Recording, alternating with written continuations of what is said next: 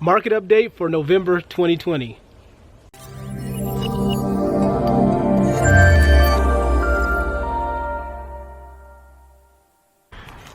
Hey everybody, it's Joshua Cornish, the Woodworking Realtor. I just want to say thank you for stopping by and checking out my video on this market update. Let's go ahead and jump right into it.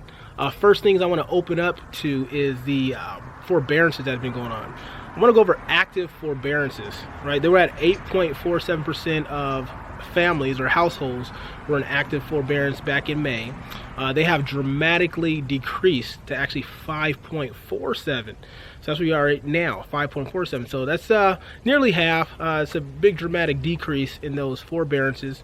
And pretty much the families that are in forbearance now, what they did after expiration of the forbearance is very important, right? Because a lot of folks were saying, hey, those are going to be pretty much all foreclosures, right? And that's just not true, right? So I'll give you some data on that. About 5.7 million families were in forbearance, and out of the 5.7 families that were in forbearance, 2.4 million actually extended that forbearance. So what that means is forbearance is 6 months, right? And then you have the option to go another 6 months or 180 days. So 2.4 million families have extended that and chose to opt into that second 180 days.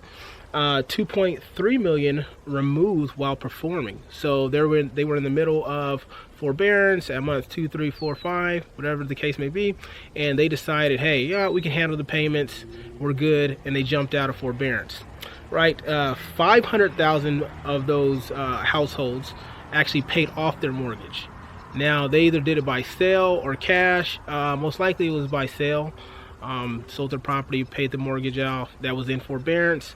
That is not out really if they bought another property or what they did, but they did actually pay off the mortgage that was in forbearance.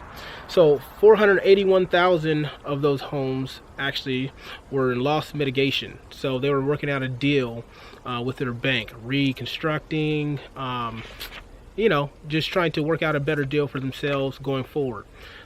80,000 of those homes were actually delinquent. All right, they're in delinquent status, and these are in the highest risk of foreclosure. Now, I'm not saying they're going to foreclose. They're at the highest risk of foreclosure. So basically, they could work out a deal, or maybe not. They're in a bad status. It's just very uncertain for those 80,000 homes. So with that being said, you just never know what's going to happen in the market. A lot of things going on in regards to COVID and how it's affecting these households, and the government, how it's backing and helping folks out, which is a good thing, right? You don't see foreclosures, but this does affect dramatically the whether there's going to be a flood of foreclosures or not. Right, and with that being said, we have Miss Ivy Zellman, the founder of Zellman and Associates. She actually says, because of these things, that the likelihood of us having a foreclosure crisis again is about 0%. Right, when she says again, she's talking about the 2008 crisis. Right, people are a lot more soft-hearted, a lot more, considerate this time around. Just the attitude. There's it's not your fault. It's a pandemic, so there's a lot of programs going on, and a lot of families getting help, which is a good thing. So with that being said, we have inventory, right? I want to touch on inventory because inventory is driving this market, right? It's driving this seller's market that we have going on here, and it's because inventory is extremely low, right? Monthly inventory is about at 2.7 months now. It's a calculations how that's configured, but last year this time was at 3.9. I believe even in May 2020 it was at 4.8. So now we're at 2.7. So it's extremely low right now, which basically is causing a lot of flustering in the market, that price appreciation, which I'll be getting to in a moment. But first I want to just touch on why the inventory is so low. Why aren't folks putting their homes on the market? So Zillow actually has a report touching on this, which they say about 31% of homeowners are not putting their home on the market because of financial uncertainty. Right, they're just not certain about what's going to go on in the market, know what's going to happen, so they just want to hold on to their home. Right, 34% is actually uncertain about life, so life's uncertainties. They just don't know what's going to happen in their future, so they're holding on to their home, sitting, not putting that home on the market because they don't know what's going to happen, right? 25% is because of COVID health concerns. So 25% of homeowners not putting in their market because they're scared to get COVID, which is, you know, very real thing right now. So that goes into our next pretty much the topic of home appreciation.